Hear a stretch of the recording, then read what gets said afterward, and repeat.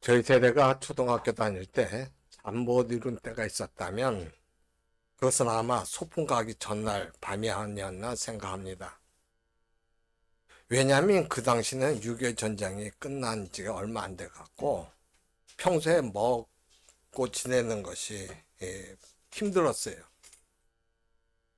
근데 소풍 가는 날에는 김밥 포함해서 뭔가 이제 새로운 것들을 먹을 수 있는 기대감이 있단 말이죠. 그래서 그렇게 생각을 했던 것 같아요. 그리고 또 생일 전날도 그렇지 않나 싶어요. 왜냐하면 생일날도 다른 때와는 달리 내가 먹고 싶은 거 먹고 하고 싶은 거 할 수 있도록 부모님들이 웬만하면 관용을 베풀려고 했거든. 그래서 그렇다면 하나님께서 어느 때가 가장 기쁘고 마음이 설레실까요? 맞는지 모르겠지만 아마 하나님께서는 그리스도인들에게 허락하신 절기들, 예를 들어서 성탄절이라든가 추수감사절, 부활절, 그 절기들 그리스도인들이 감사한 마음으로 지킬 때 가장 기쁘고 마음 설레지 않으실까? 그때 당시에 그렇게 생각이 들어요. 왜냐하면 성탄절은 하나님께서 죄인들을 구원하시기 위해서 예수 그리스도를 이 땅에 보내신 날이고, 추수감사절은 그리스도인들이 사악한 세상을 살면서 하나님의 은혜로 복받은 걸 알고 창조하죠 하나님께 감사하는 날이며, 부활절은 모든 인간이 육신적인 죽음을 맞이하지만 예수님께서 재림하신 날 예수님과 함께 부활해 갖고 영원히 새하늘과 새 땅에서 하나님 모시고 함께 살게 되는데, 이 모든 걸 알고 그리스도인들이 하나님께 감사한 마음으로 지키려고 하는 모습을 보니까 하나님께서 아버지로서 기쁘시지 않을까 그 생각이 드는 겁니다. 즉 거룩하신 하나님께서 6일 동안 만물 창조하시고 맨 마지막에 인간을 창조하신 목적이 인간으로 하여금 인간 이전에 만들어진 만물들을 하나님의 성품으로 다스리기를 원하셨는데, 하나님의 자녀들이 이런 하나님의 마음을 알고 하나님의 은혜에 감사하면서 절기를 지키려고 하니까 하나님께서도 모르긴 몰라도 마음이 설레시고 기뻐하실 거란 말입니다. 그런데 어떤 분은 다음처럼 질문한 분도 계실 거라고 봐요. 아니, 나는 작년보다 올해 더 열심히 신앙생활을 했는데도 오히려 올해가 작년보다 더 물질적으로 힘들어졌고 건강도 나빠졌는데 이런 상황에서도 하나님께 감사해야 합니까? 라고 말이죠. 여러분은 이 질문에 뭐라고 대답하시겠어요? 그럼에도 감사해야 합니다. 왜냐하면 창조주 하나님이 우리 아버지시니까. 이렇게 대답하면 될까요? 답이 맞기는 한 것 같은데 뭔가 소극적인 것 같아서 마음에 와닿지는 않는 것 같아요. 오늘 본문은 사도 바울의 1차 전도여행 때 비시디아 안디옥에서 복음을 증거한 내용인데, 왜 하나님께서는 다윗을 하나님의 마음에 맞는 자라고 하셨고 하면 하나님의 만자로 했는데, 하나님의 맞는 사람이라는 것은 어떤 사람인가? 그리고 하나님 마음에 맞는 사람은 추수감사절과 어떤 연관이 있는가 한번 살펴보려고 합니다.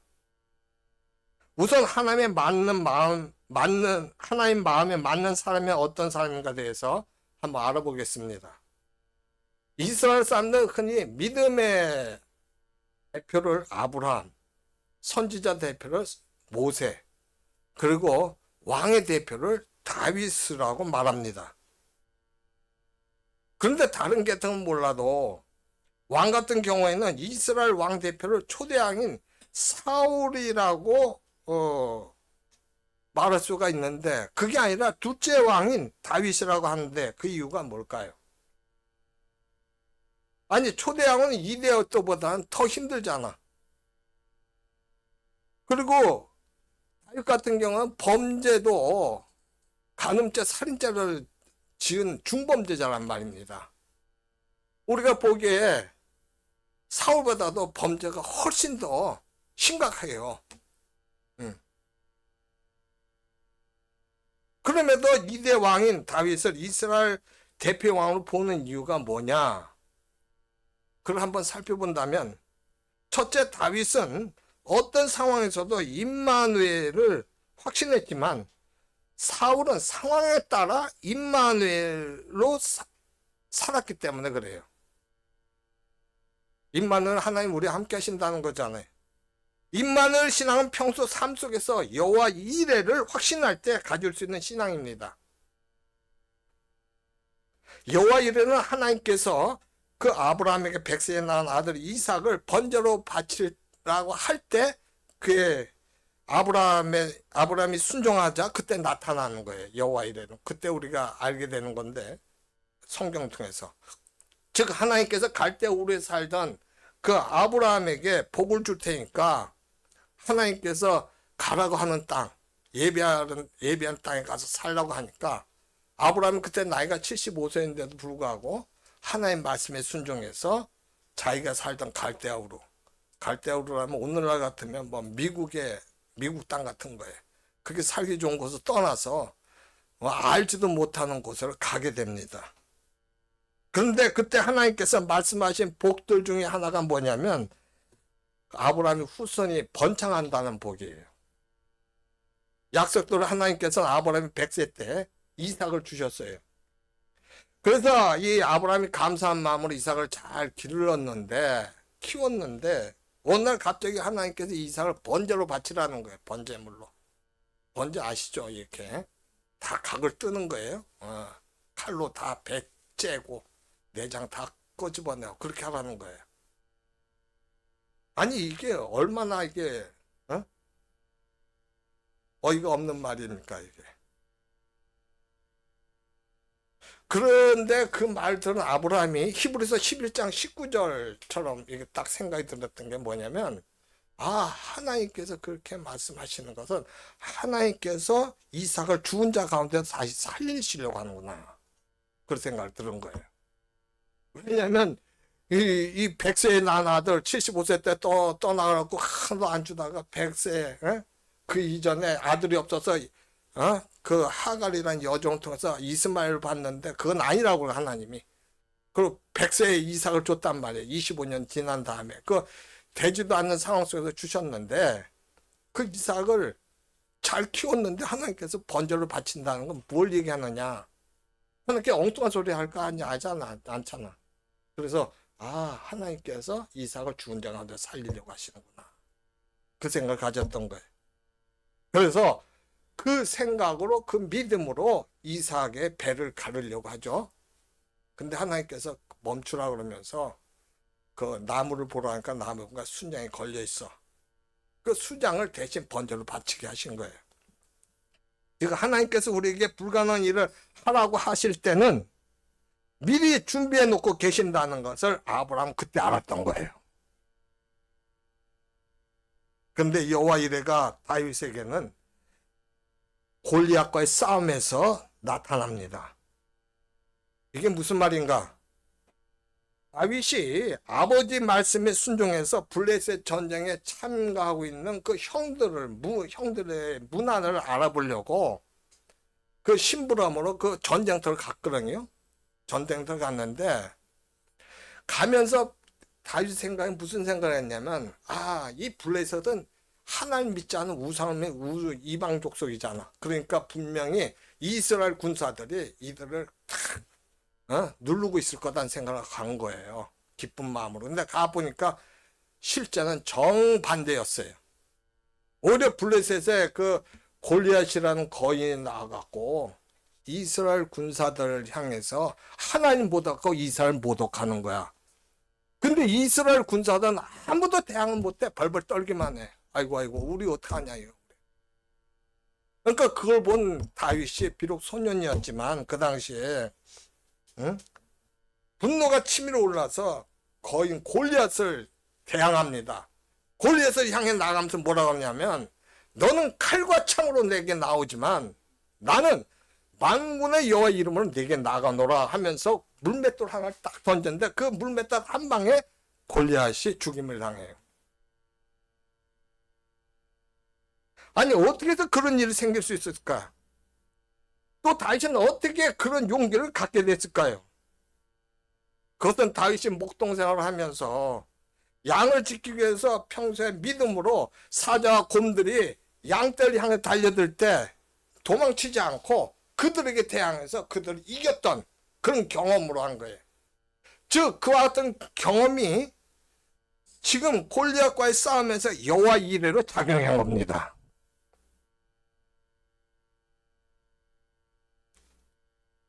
즉 평소 임마누엘 신앙이 골리앗을 만났을 때 여호와 이레가 돼서 확신을 갖고 승리했던 거예요.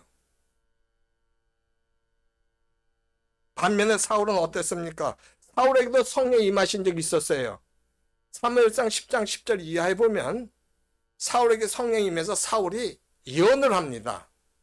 그러니까 주변 사람들 놀래갖고 야 사울도 선지자들 중에 하나냐 그렇게 말하기도 했고, 사무엘상 11장에 보면 어떤 일이 있냐면 암몬 족속이 그 이스라엘의 길랴 야베스를 침략해 들어와갖고는 아주 엉뚱한 말도 안 되는 그 요구를 하니까 이들이 막 어떻게 당황해서 어떻게 하지 못하고 있을 때 사울이 그때는 이제 백성들로부터 왕으로 추대받기 전에 사물엘부터는 왕의 기름을 부음 받았고 백성들한테는 추대받기 전인데 논에서 소들을 이끌고서 그 논 농사를 짓다가 그 얘기를 딱 듣고 나서 이 열받았어 사울이. 그래갖고 어떡하냐, 자기 소 한 결이, 소 결이라는 건 뭐냐면 두 마리야. 두 마리를 갖다가 잡아요. 그럼 각을 떠갖고 12조각을 내갖고 각 지파에 보내면서 뭐라고 얘기하냐면 암몬 족속과 한 마음으로 싸우지 않는다면 너희들의 소도 이와 같이 될 것이다 하고 선포를 해버려요. 그러니까 그거 듣고서 그 각 지파에서 이들이 한 마음으로 돼갖고 암몬 족속 물리치는 그런 일도 있었어요. 이렇게 사울에게도 성령이 역사했단 말이에요. 응?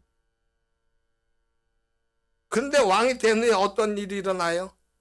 지금 블레셋하고 전쟁하는데 골리앗이 나타나니까 두려워갖고 그냥 벌벌 떨다가 소년 다윗에게 나라의 운명을 맡기는 신세로 전락하게 돼버린 거예요. 그랬던 사울이었는데 왜? 그 이유는 사울은 평소 입술로는 임마누엘 했지만 실제로는 임마누엘이 아니었단 말이에요. 실제 삶 속에서는. 따라서 여호와 이레에 대한 확신이 없었어요. 내가 임마누엘을 했을 때 여호와께서 미리 준비해서 나에게 이 모든 걸 해준다는 확신이 없었던 거예요. 그러다 살니까. 둘째, 다윗은 항상 하나님의 뜻을 앞세우면서 하나님 말씀의 중심을 살았지만 다윗은 자기 뜻을 앞세우면서 자기 생각의 중심을 삶을 살았기 때문에 하나님께서 다윗을 이스라엘 대표, 왕 대표로 세우는 걸 사람들 통해서 깨닫게 해준 겁니다. 그 예로 다윗은 이스라엘 왕이 되자마자 그 언약궤를 예루살렘으로 옮겨요.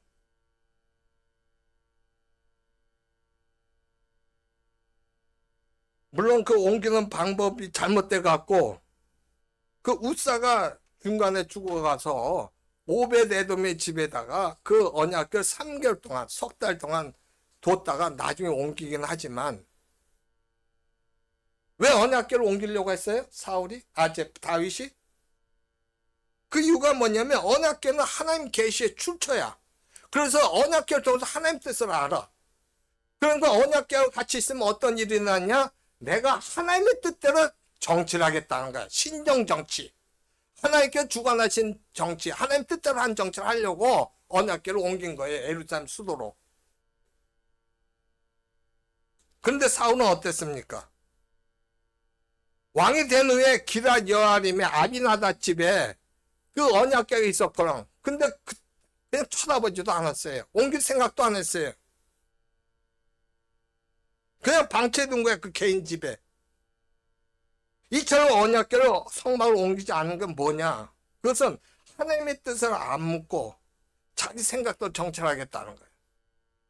자기 뜻대로 하겠다는 그 얘기예요.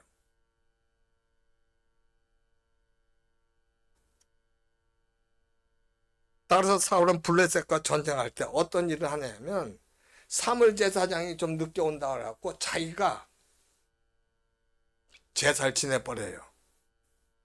이건 뭘 얘기하냐? 율법에 어긋나는 거나 하나님 말씀에 어긋나는 거나. 제사 누가 지내게 돼 있냐? 제사장이 지내게 돼 있어. 어느 누구도 못하게 돼 있어요. 이건 뭘 얘기하느냐? 세상과 내 주인, 나의 주인은 누구다? 하나님이 아니라 내가 한다는 거야. 내가 왕이니까. 그런 식으로 그걸 드러낸 거예요. 자기도 모르게 그렇게 나온 거예요. 모르겠어요. 모르고 그런지 진짜 그런지 한번 물어봐야 되는지만 하여튼 그렇게 했다고. 또 하나님께서 사울에게 아말렉을 네 손에 붙여줄 테니까 너는 사람뿐만 아니라 짐승까지 다 죽이라고 그랬거든. 그 이유가 뭐냐면 사람이 원래 죄의 본성이 있기 때문에 죄성이 있기 때문에 가서 가나안 족속들은 육신적으로 저거 한 것만 하니까 그거 쫓아갈까 봐 그거 막으려고 사실 하나님께 그렇게 하지 못하게 했던 거라고. 죽이라고 그랬던 거라고. 그렇게 한 건데 이 사울은 어떻게 했느냐?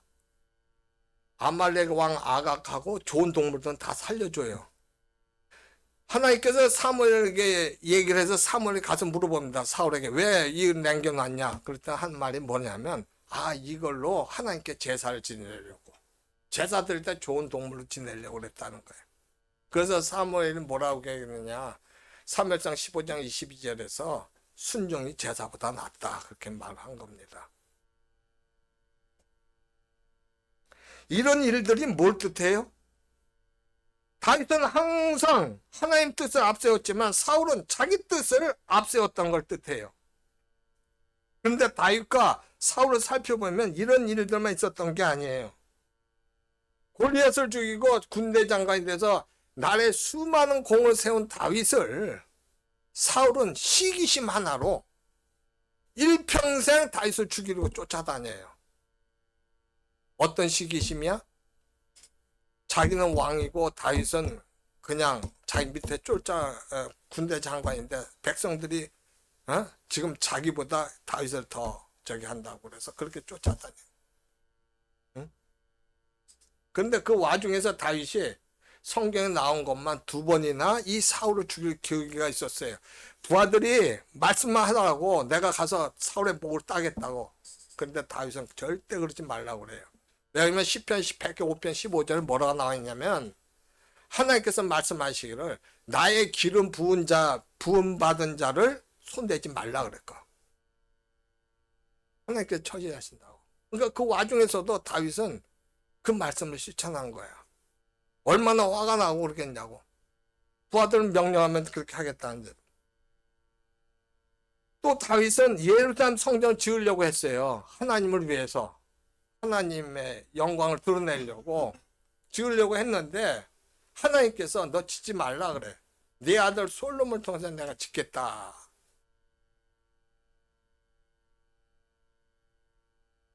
그렇게 하시는데 그렇지만 다윗의 마음을 하나님은 알고 계시거든. 그러니까 하나님께서 뭐라고 약속을 해주시냐면 사무엘상 그 7장에 보면 7장 12절 13절 보면 뭐가 나오냐면 다윗의 나라가 영원히 견고하게 된다는 그런 약속을 주셔요.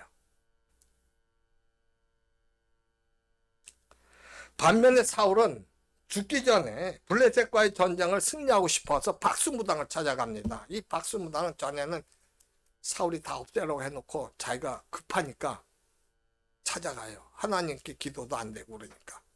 그래서 찾아갔는데 전쟁에서 어떻게 됐나? 이 사울이 블레셋 군사의 활에 맞아 그러니까 죽게 됐단 말이야. 그러니까 내가 블레셋 군사 활에 맞아 죽는 게 창피하다고 자기가 자결을 해버려요. 사울은 끝까지 회개를 안 했고 하나님 찾지도 않았던 거야. 이처럼 마음으로부터 우러나와서 실제로 임마누엘 신앙으로 하나님 뜻을 이루며 살았던 다윗과 입술로는 임마누엘 신앙을 말하지만 실제로는 하나님 뜻이 아니라 자기 뜻을 이루며 살려고 했던 사울은 삶의 과정뿐만 아니라 그 삶의 결과에 있어서도 엄청난 차이가 있게 됐던 거예요.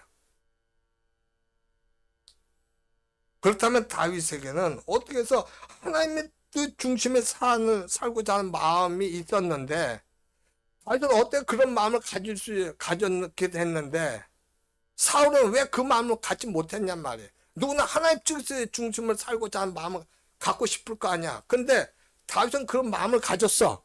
근데 사울은 왜 그 마음을 갖지 못했느냐는 거야. 하나님 뜻의 중심에 삶을 살고자 하는 마음. 그것은 다윗은 상황에 관계없이 창조주 하나님과 샬롬했지만 사울은 상황 따라서 하나님과 샬롬하려고 했기 때문에 그래요. 즉 다윗은 인간은 하나님의 형상대로 지어져서 하나님의 DNA를 갖고 있기 때문에 평소에 하나님과 샬롬하지 않으면 아무리 세상의 것들로 충족시키려고 해도 불안하다는 걸 알고 있었지만 사울은 하나님과 샬롬보다는 세상과 샬롬함으로써 자기 욕심을 채우는 게 평안이라고 생각했기 때문에 그렇단 말이에요. 그러나 하나님과 샬롬이 안 되면 자기 자신뿐만 아니라 세상과도 샬롬이 안 되기 때문에 어떤 상황에도 평안하지 못해요. 왜냐하면 세상은 거짓과 부정이 만연해 갖고 세상에서는 평안하고 참된 세상에는 영원하고 참된 평안이 없기 때문에 그렇단 말이에요. 세상 거는 안 돼요. 아무리 세상 것 많이 있어도. 즉 창조주 하나님은 거룩하시고 은혜와 사랑이 충만하신 분으로서 우리를 하나님의 계획인 의와 평강과 희락의 삶으로 인도하시면서 우리 각자에게 필요한 것들을 공급해 주시고 필요치 않은 것들을 거두어 가시니까 오직 하나님 중심으로 하나님께 영광 돌리는 삶을 사는 것이 복된 삶이란 걸 다윗은 알았지만 사울은 임마누엘 신앙을 가졌다고 하지만 자기에게 유리하면 하나님 말씀대로 자기에게 불리하면 자기 생각대로 살려고 했기 때문에 임마누엘 신앙, 즉 하나님의 뜻을 중심으로 살고자 하는 그런 마음이 가질 수가 없었던 거예요. 그런 마음을 가질 수가 없었던 거예요. 하나님 중심으로 살고자 하는 게 안 되잖아. 자기 필요에 따라 사는데. 그렇다면 다윗의 삶은 평탄한 삶이었는가요? 아니에요. 2세 막내 아들 태어나서 7명의 형들이 있었지만 그 집에 있는 양떼들을 혼자서 다 키워요. 어린 다윗이. 어린 목동 시절에 볼레스의 골리앗을 죽였지만 사울왕의 시기 때문에 계속 쫓김을 당하는 삶을 살았어요. 사울이 죽을 때까지. 그 후에 이스라엘 왕이 됐지만 아들 압살롬의 반역으로 인해서 그때도 계속 쫓김을 당하는 삶을 살다가 일생을 말감한 세상적으로 보면 정말 비운의 왕이었다고. 비운의 사람이었어요. 한마디로 다윗은 아버지와 형들, 왕, 심지어는 그 아들에게조차 인정받지 못했던 사람이었던 겁니다. 그럼에도 다윗은 항상 시편들 통해서 하나님을 찬양했어요. 여러분 시편에 보면 시편에 총 몇 편 있어요? 150편 있어요. 그 중에 다윗의 이름으로 기록된 게 73편이거든. 73편이나 돼. 혼자서 기록한 게. 아니 그러면서 그 시편 73편 전부 하나님을 의지하는 거다. 하나님을 찬양하는 거란 말이에요. 아니 그렇게 그런 삶을 살면서도 어떻게 하나님을 그렇게 의지하면서 찬양하는 시편을 쓸 수가 있었냔 말이야. 이해가 안 가잖아.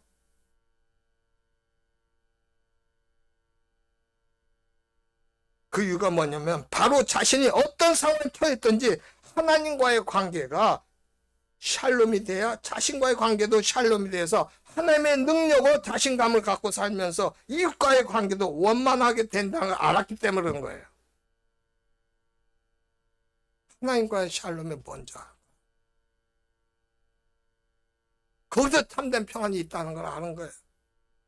거기서 참된 만족감이 없고 하나님은 나를 책임져 주는 걸 믿었고 그래서 여호와 이레가 나온 거예요. 그래서 그런 삶을 산 거예요. 다윗은. 다윗은 비록 왕이 된 후에 간음죄 살인죄 저질렀지만 나단 선지자가 죄를 지적했을 때 하나님께 회개했고 그 마음 중심에는 하나님께서 기뻐하시는 일을 하면 하나님 말씀에 순종하는 삶을 살아야 한다는 그 열심과 충성심이 있었습니다. 따라서 하나님께서 다윗을 가리켜 뭐라 그래? 내 마음에 맞는 사람이다 그런 거예요. 그래서 하나님이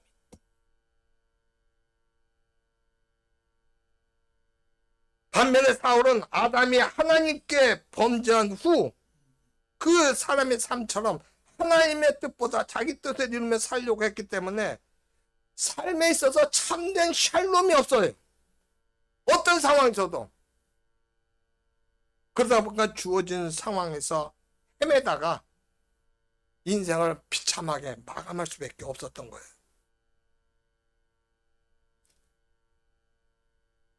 그렇습니다.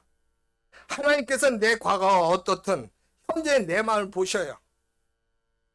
사울처럼 이스라엘의 초대 왕일지라도 하나님을 거역한 후에 회개하지 않으면 패하시지만 다윗처럼 엄청난 죄를 저질렀더라도 회개하고 하나님을 창조주 내 주님을 인정하고 하나님께 충성한다면 하나님께서는 그런 사람과 함께 하셔요.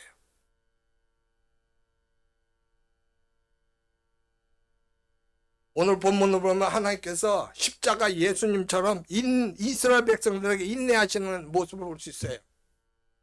먼저 18절에 뭐가 나오냐면 애굽에서 노예를 사용하려던 이스라엘을 하나님께서 출애굽시키셨지만 그들이 광야 40년 동안 불순종합니다. 하나님 앞에. 19절에 뭐라 그래? 가나안 족속을 멸할 때까지 450년이 있었어요. 450년. 이 450년이라는 기간이 어떻게 나왔느냐? 약 450년을 말았는데 그 애굽 노예 생활을 약 400년을 잡고 광야 생활을 40년을 잡고 그리고 점령할 때까지 기간을 10년을 잡아서 그렇게 잡아요. 그때도 이들은 계속 하나님 의지하지 않았죠. 의지할 때가 안 할 때가 있었고. 어떤 일도 있었느냐? 21절을 보면 하나님께서는 이스라엘 왕을 세우기를 원하시지 않았는데 이스라엘 백성들 왕을 세워달라고 자꾸만 졸라갖고 할지 사울을 왕으로 세워갖고 사울이 40년 동안 왕을 했거든. 근데 그때도 하나님께서 사울에 대해서 인내하실 수밖에 없어요. 왜 그러냐면 사울이 하나님께 했던 태도가 뭐냐? 이스라엘 백성들이 하나님을 괴롭혔던 것처럼 그렇게 괴롭힌 거예요. 인내하신 거예요. 그러다가 사울이 어떻게 해? 하나님을 버리잖아. 하나님 말씀 안 듣잖아. 자기 뜻대로 해버리잖아. 그러니까 하나님께서도 할 수 없이 사울의 왕위를 피할 수밖에 없었던. 그럼에도 불구하고 하나님께서 23절에서 어떻게 예수 그리스도를 보내셔요. 왜? 그건 바로 이스라엘, 그와 같은 이스라엘이지만 그들을 구원하시려고.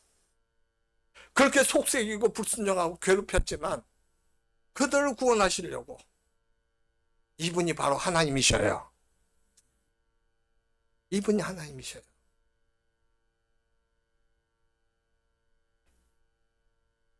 여러분, 지금 이 세상에서 우리가 육신적으로 잘 살고 못 사는 게 그게 중요한 게 아니에요. 중요한 건 뭐냐면 내가 하나님과의 관계가 올바른가, 즉 임마누엘 신앙 속에 살아가고 있느냐는 거예요. 그런데 임마누엘 신앙에 있어서 문제가 뭐냐? 하나님은 날 떠나시지 않지만 나는 하나님을 자꾸 떠나려고 한다는 거예요. 이게 문제예요. 그렇다면 오늘 추수감사절을 맞이했는데 우리가 뭘 살펴봐야 할까요? 작년보다 육신적으로 잘 됐느냐 못 됐느냐가 아니에요. 영적으로 내가 성숙했느냐 아니냐를 봐야 되는 거예요. 그거 봐야 되는 거예요. 즉 하나님께 영광 돌리는 삶만이 복된 삶이기 때문에 하나님의 중심으로 살기 위해서 자신을 체크해 봐야 되는 거예요. 내가 어떻게 됐나 지금 내 상황이. 우리도 다윗처럼 임마누엘 신앙으로 하나님을 경외하며 하나님께만 영광을 돌리는 삶을 살려고 한다면 여호와 이레를 확신하면서 상황에 관계없이 참된 평안을 누리는 삶을 살게 될 줄 믿습니다. 임마누엘 신앙으로 여호와의 이래를 확신하며 오늘뿐만 아니라 우리 생애가 추수감사절이 되기를 예수 그리스도의 이름으로 축원합니다. 기도합시다. 하나님 감사합니다. 아버지께서 우리를 사랑하시는 것을 우리가 깨닫게 하옵소서. 하나님의 은혜를 받아들이게 하옵소서. 하나님과 참된 샬롬이 안 되면 우리는 내 자신과도 샬롬이 안 돼서 하나님을 말씀을 따르고 싶은 마음이 없어집니다. 세상 쪽으로 향하게 되는데 세상과 샬롬이 되면은 나는 세상 것으로 만족할 수 없는 존재이기 때문에, 왜냐하면 하나님의 DNA를 가져서 계속 헤매면서 살 수밖에 없습니다. 사랑이 그렇게 좋은 조건이었지만 하나님과 샬롬이 안 되니까 주어진 상황 속에서 계속 헤매다가 비참한 생을 맞이했는데, 아이과 같은 경우는 그렇게 시련이 많은 삶 속의 삶이었지만 하나님과 샬롬이 되니까 하나님께서 그 마음을 보시고 내 마음에 합한 맞는 자라고 하셨을 뿐만 아니라 다윗을 통해서 그 왕위가 계속되고 영원할 것이라는 그런 복의 약속까지 주셨습니다.